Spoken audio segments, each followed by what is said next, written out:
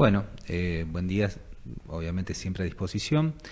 Desde hace un par de años hay un nuevo Código Procesal Penal vigente en la provincia y que lo que marca es que la investigación y juzgamiento de los delitos ahora se realiza de una manera distinta a cómo se venía realizando. Antes actuaban los jueces de instrucción, el juez correccional, el juez de sentencia en un procedimiento escrito, secreto, en un expediente.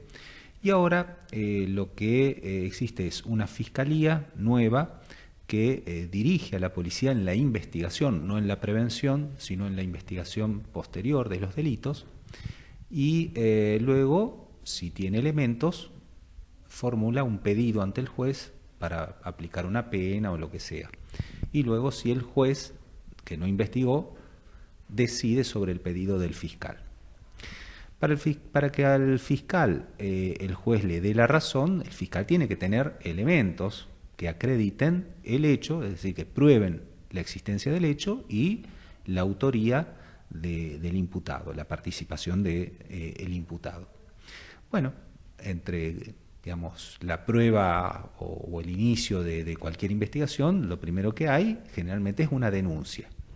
La denuncia la puede efectuar cualquier persona, cualquier ciudadano, en la policía, en el Centro Territorial de Denuncias, que hay uno acá en Rafaela, son todos órganos del Poder Ejecutivo, o en la misma Fiscalía. Con lo cual, yendo más concretamente entonces respondiendo a la pregunta, todo ciudadano puede ir a denunciar un delito en la policía o en el Centro Territorial de Denuncias, que queda en Boulevard Lehmann, acá en Rafaela, y el funcionario policial está obligado a recibirle la denuncia.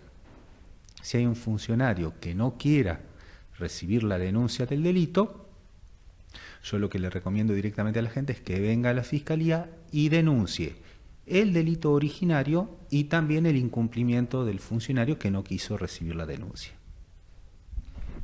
Bueno, eso es algo muy importante porque ocurre a menudo, según la gente que se pone a diario en contacto con el medio. Sí, ocurre a menudo, lo que nos dice la gente es cierto.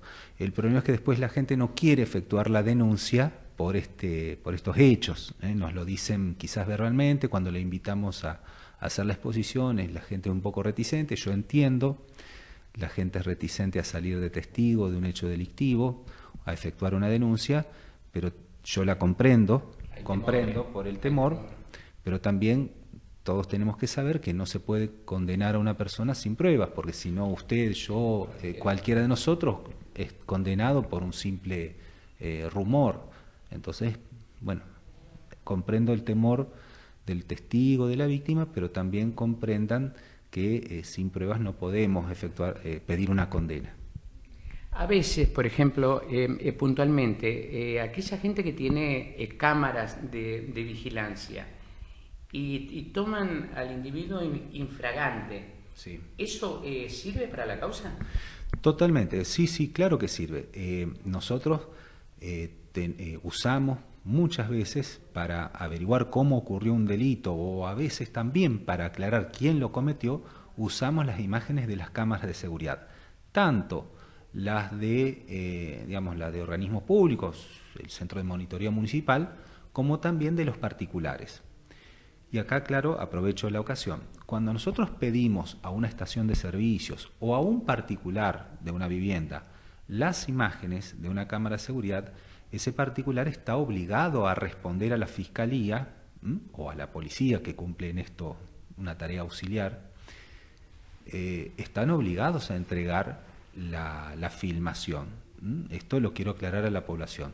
Entonces, cuando la policía o la Fiscalía le pide al particular, sin duda una institución pública, pero a un particular, una estación de servicio, reitero, un comercio o una vivienda particular, las imágenes están obligados a entregarlas.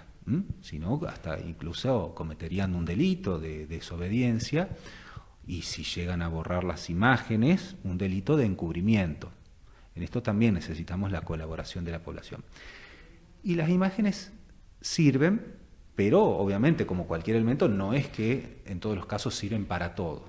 Si por ejemplo la toma de la imagen es a cierta distancia del objeto filmado o no hay buena iluminación, a lo mejor me permite saber cómo ocurrió el hecho, pero no la identidad del autor o la patente de un vehículo.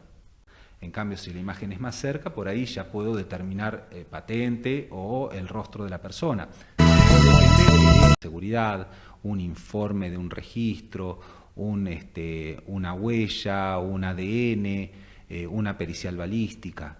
Y otras veces necesitamos la prueba testimonial, la declaración del testigo. Entonces, bueno, para esto último necesitamos la colaboración de la población. El tema de seguridad es un tema complejo. Digamos, el Estado es uno solo, pero dentro del Estado cada uno cumple una tarea.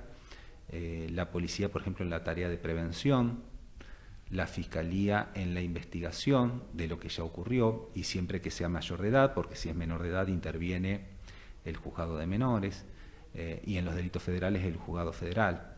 La Fiscalía investiga y pide, y es el juez el que decide. Ese es el funcionamiento un poco del sistema. Y siempre en materia de seguridad también hay que tener en cuenta que hay algunas situaciones en donde los comportamientos de la población también colaboran. Si hay robo a lo mejor de objetos en una vivienda, un celular, un plasma o robo de motocicletas, es porque también hay un mercado.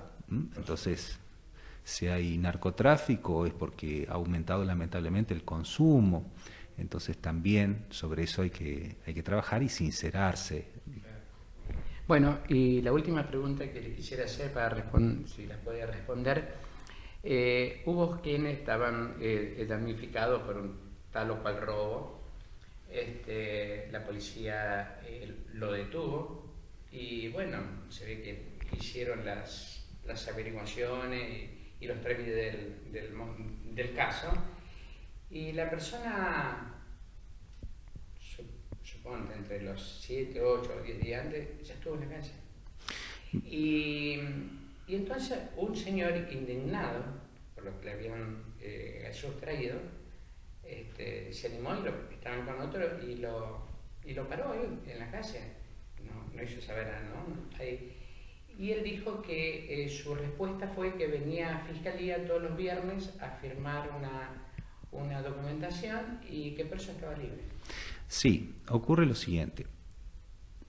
Hay delitos que son más graves, un homicidio, un robo con arma de fuego, un abuso sexual con acceso carnal, donde por ya el monto de la pena, el fiscal, cuando imputa el delito, ya le pide al juez que dicte la prisión preventiva, y el juez generalmente en estos delitos, si tiene el fiscal prueba, concede la prisión preventiva, y por lo tanto el imputado va a transitar el proceso hasta que se llegue a la condena, privado de su libertad, en prisión preventiva, antes de la condena. En otros delitos, como por ejemplo un hurto simple, una amenaza simple, si el imputado no tiene un antecedente condenatorio, y es un delito, reitero, menor, un hurto simple, una amenaza, un daño, una violación de domicilio, y no es una persona reiterante, es muy difícil que si el fiscal pide la prisión preventiva de esa persona, el juez le dé la razón. En realidad no le va a dar la razón, le va a decir que no corresponde que ese imputado transite el proceso hasta la condena preso. En esos supuestos, el imputado, hasta llegar a la condena, transita todo el proceso en libertad, pero con restricciones, en el sentido de que, bueno, para asegurar que no se fugue ni entorpezca la prueba, a veces se le exige, bueno, no se contacte con las víctimas, vaya una vez por semana a la Fiscalía o a la Comisaría del Barrio a firmar que está presente. Son todas reglas de conducta durante el proceso hasta que se llegue la condena. Eso ocurre, reitero, en algunos hechos delictivos que no son los más graves, hasta llegar a la condena. Porque, bueno, hay un principio jurídico que es que toda persona, hasta tanto se arribe a la sentencia de condena, usted, yo, cualquiera que estemos imputados de un delito, tiene derecho a que durante el proceso, hasta que se resuelva la cuestión, esté en libertad. Ese es un principio jurídico. Y es excepcional que la persona, hasta que se llegue la condena, esté preso esperando la condena. Igualmente, todas las semanas se dictan prisiones preventivas. Aprovecho, las audiencias son orales y públicas, con lo cual la gente puede ir a ver las audiencias que hay todos los días en tribunales acá en Rafaela. Es muy útil que la gente vaya a presenciar las audiencias donde se ventila esto, la imputación o acusación a un imputado, una prisión preventiva. A los fiscales nos serviría mucho que la gente vaya a ver nuestro trabajo, el trabajo del juez. Sentiríamos mucho respaldo en ese sentido. Así que aprovecho también entonces la ocasión para invitar e informar a la gente que puede ir a tribunales a ver las audiencias. Pregunta en tribunales cuándo hay audiencias, que son todos los días, hay audiencias y puede ingresar. Bien, la verdad que muchas gracias, ha sido muy amplio y bueno, yo creo que para el vecino le va a hacer muy bien todas estas propuestas que usted le hace. Bueno, y a disposición para continuar el diálogo. Muchísimas gracias.